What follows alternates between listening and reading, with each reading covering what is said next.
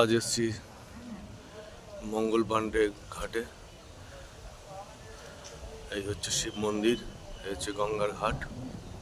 চলুন আপনাদের একটু গঙ্গার ঘাট নিয়ে যাই। কৃষ্ণচূড়া গাছ,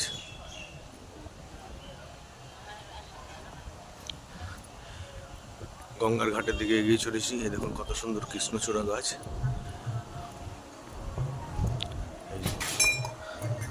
এখানে একটা শিব মন্দির আছে, দর্শন করুন শিবজিকে।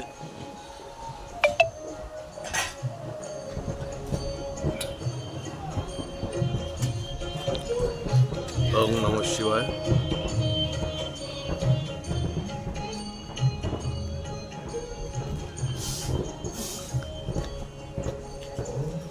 গঙ্গার ঘাটে এই শিব মন্দিরটি।